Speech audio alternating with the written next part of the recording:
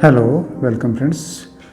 Today we have the next topic, active and passive voice, part 1. Just introductory lesson today. Active voice and passive voice के बारे में बात करेंगे. हमारे English grammar में दो तरह से एक सेंटेंस को कहा जा सकता है. एक को एक्टिव वॉइस में बोलते हैं, दूसरे को पैसिव वॉइस में. थोड़ा सा बेसिक फंडामेंटल्स हम करते हैं इसके. देखिए क्या है, मैंने यहाँ पर सेंटेंसेस फॉर एग्जांपल लिखे हैं. यहाँ पर फर्स्ट सेंटेंस मैंने लिखा है यहाँ पर, I teach English grammar. Very simple sentence. मैंने इसको लिखा, ये एक्टिव वॉइस में है.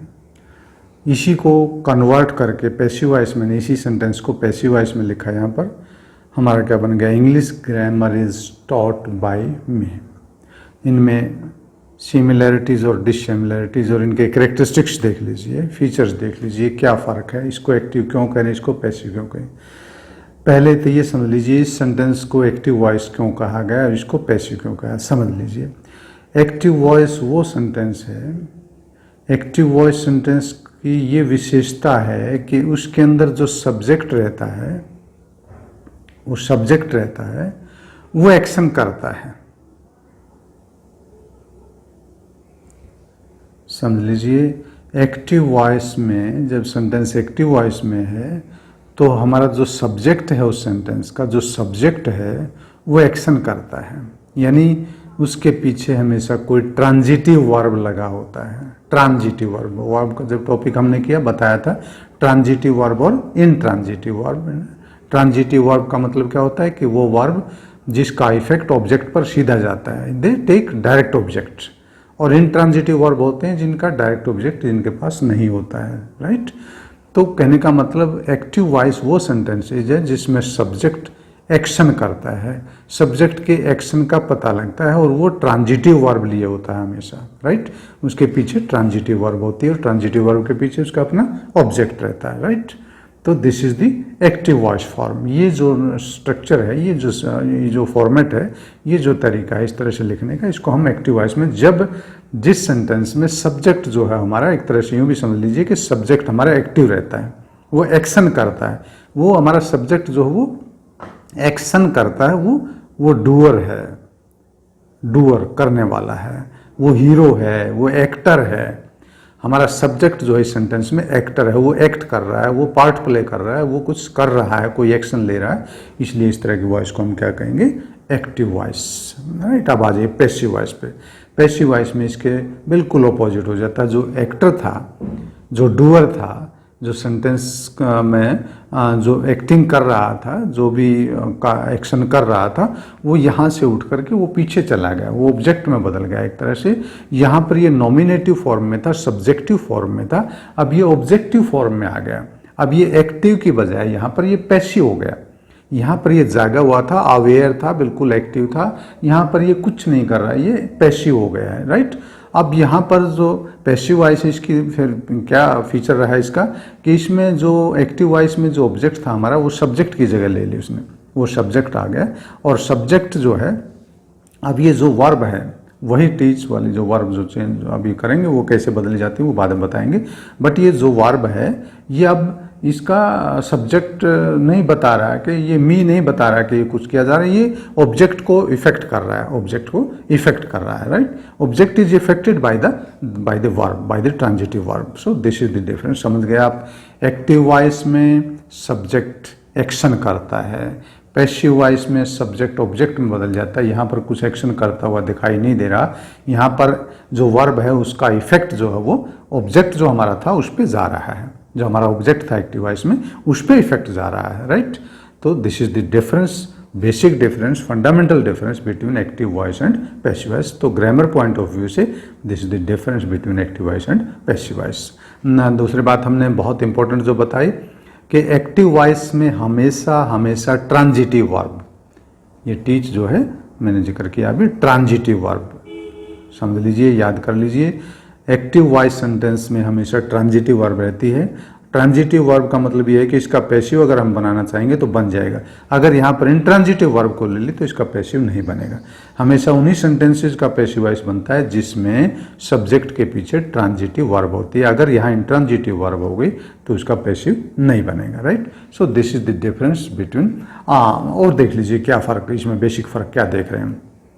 अभी अभी हम बाय का प्रयोग इसमें, यानी पैसिव वॉइस में कोई ना कोई प्रेपोजिशन लगी होती है ऑब्जेक्ट से पहले। ये हमने ऑब्जेक्ट आई को मी में बदल दिया, वो बताएंगे अभी।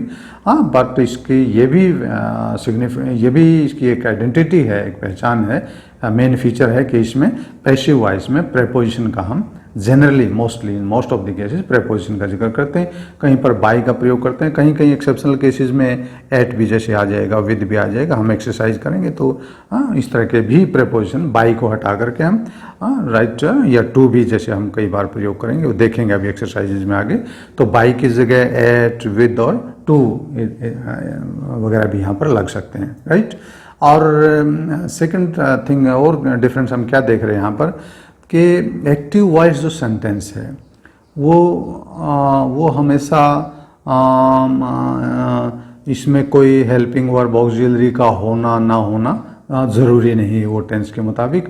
बट पैसिव वॉइस की विशेषता क्या है, इसमें हमेशा एक ऑक्सिलरी रहेगी, चाहे वॉइस रहे, चाहे वॉज रहे, चाहे हैज़ रहे, हैव रहे, हैड रहे, विल हैव रहे, शैल हैव रहे, कोई ना कोई ऑक्सिलरी रहेगी वर्ब से पहले।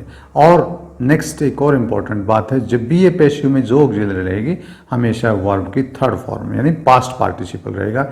यहाँ पर फर्स्ट फॉर्म भी हो सकती है, सेकंड भी हो सकती है, थर्ड भी हो सकती है, विल सेल के साथ फर्स्ट हो सकती है, यानी कोई भी टेंस यहाँ पर हो सकता है। बट यहाँ पर टेंस तो वही रहेगा। देखिए यहाँ पर ये और सीख लीजिए ना, ये टेंस नहीं बदल रहा है इसमें। एक्टिव से पैसिव में जाएंगे टेंस सेम रहता है, बट टेंस सेम रहते हुए भी यहाँ पर कोई भी फॉर्म हो सकती है वर्ब की, लेकिन यहाँ पर हमेशा पास्ट पार्टिसिपल यानी वर्ब की थर्ड फॉर्म रहेगी ऑक्सिलरी के बाद हमेशा। यहाँ पर ऑक्सिलरी का होना ज़रूरी नहीं, हो भी सकती है, नहीं भी हो सकती, बट यहाँ पर ऑक्सिलरी का होना ज़रूरी है। और ऑक्सिलरी होते हुए यहाँ पर पास्ट पार्टिसिपल यानी वर्ब की हमेशा थर्ड फॉर्म, यानी पैसिव वॉइस की इम्पोर्टेंस। पैसिव वॉइस में हमेशा चाहे वो किसी भी टेंस का हो, पैसिव हमेशा वर्ब की थर्ड फॉर्म इस्तेमाल होगी, उससे पहले ऑक्सिलरी लगेगी। तो these are main features of active voice and passive voice, right.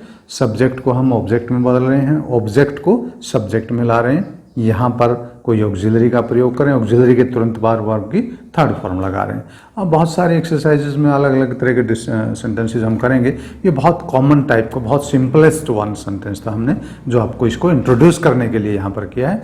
तो आप समझ गए होंगे कि what is the difference between active and passive voice. ये एक तरह की सिमिलैरिटीज़ और डिससिमिलैरिटी। सिमिलैरिटी क्या है, सिमिलैरिटीज़ क्या है, दोनों का टेंस जो है सेम रहेगा। समझ लीजिए कैसे, मैं बता देता हूँ। टेंस सेम क्या है, ये सिंपल प्रेजेंट टेंस है, वर्ब की फर्स्ट फॉर्म है। एक्टिव वॉइस में जो सेंटेंस है सिंपल प्रेजेंट टेंस है। पैसिव में जब चला गया तो ये भी सिंपल प्रेजेंट टेंस है। इसको आप और टेंशन है, ये सिंपल प्रेजेंट टेंस है। इसके कारण ये जो है वर्ब की फर्स्ट फॉर्म है बी की, तो ये भी सिंपल प्रेजेंट टेंस है, ये भी सिंपल प्रेजेंट है। सेकेंड थिंग क्या है इसमें कि मीनिंग जो रहता है, एक्टिव वॉइस का जो मीनिंग है वही मीनिंग पैसिव वॉइस का रहता है। मीनिंग चेंज नहीं होगा, मीनिंग चेंज नहीं होगा। Tense same, meaning same, meaning भी सेम मीनिंग। जो मीनिंग इस सेंटेंस का है कि मैं अंग्रेजी की ग्रामर पढ़ाता हूँ, वही मीनिंग इस सेंटेंस का है कि मेरे द्वारा अंग्रेजी ग्रामर पढ़ाई जाती है। Same meaning, same text, same meaning. मैं लिख रहा हूँ यहाँ पर सेम मीनिंग। समझ लीजिए ये सिमिलरिटीज़ हैं, सेम मीनिंग और सेम टेंस। और क्या है, जो हमने प्रोनाउंस में चेंज करनी है वो हमने नरेशन की जब टॉपिक किए तो प्रोनाउंस में कैसे चेंज कर रहे हैं। आई को जो है यहाँ पर ये नॉमिनेटिव केस है, इसको यहाँ पर एक्यूजेटिव में लेके जाना है। जो भी यहाँ पर सब्जेक्टिव केस है, नॉमिनेटिव है, उसी के ऑब्जेक्टिव में लेके जाना है, राइट। यहाँ पर ही होता तो यहाँ पर हिम हो जाता, यहाँ पर शी होता, यहाँ पर हर हो जाता, दे होता, दैम हो जाता। मेरा कहने का मतलब मैं क्या बता रहा हूँ, यहाँ पर जो केस है उसी का एक्यूजेटिव यहाँ रहेगा, उसी का ऑब्जेक्टिव केस यहाँ रहेगा। यहाँ पर आई है तो आई का ही ऑब्जेक्टिव रहेगा, ही है तो ही का ही ऑब्जेक्टिव रहेगा, सी है तो सी का ऑब्जेक्टिव रहेगा, दे है तो दे का ऑब्जेक्टिव रहेगा, इट है तो इट का ऑब्जेक्टिव रहेगा, दिस है तो दिस का ऑब्जेक्टिव केस रहेगा। यू है तो यू का ऑब्जेक्टिव केस रहेगा। प्रोनाउंस में इस तरह के हम चेंजिंग यहाँ पर करेंगे। और इसमें कोई मैंने आपको बता दिया यहाँ पर इंट्रोडक्शन जो थी, what is the difference between active and passive voice, और what are the similarities and what are the dissimilarities. Similarities की जब हमने बात की, same tense same meaning, same tense same meaning, right. और प्रोनाउंस की जो चेंज है वो उसी तरह से रहेगी। और डिससिमिलैरिटीज की बात जब की हमने, सब्जेक्ट किस में बदल रहा है, ऑब्जेक्ट में। ऑब्जेक्ट से पहले हमेशा क्या आएगी, प्रेपोजिशन। ऑब्जेक्ट किस में जा रहा है, ऑब्जेक्ट ने किसकी जगह ले ली, सब्जेक्ट की। और क्या चेंज हमने डिससिमिलैरिटी दी, एक्टिव वॉइस में ऑक्सिलरी का होना ज़रूरी नहीं है, लेकिन यहाँ पर ऑक्सिलरी का होना मस्ट है। ऑक्सिलरी के बगैर पैसिव वॉइस नहीं बनेगा। यहाँ पर कोई भी फॉर्म हो सकती है वर्ब की, first form, second person form, third form, ING, S, ES कुछ भी हो सकती है, लेकिन यहाँ पर हमेशा वर्ब की थर्ड फॉर्म लगेगी। और प्रेपोजिशन का यूज़ मस्ट होगा। अगर हम ऑब्जेक्ट को यहाँ पर दिखाना चाहते हैं तो यहाँ पर हमें किसी प्रेपोजिशन का यूज़ करना पड़ेगा। So this is general introduction about active voice and passive voice. Let me finish this introductory topic here. If you have any doubts, please write to me or make a query. Thank you so much. Thank you so much.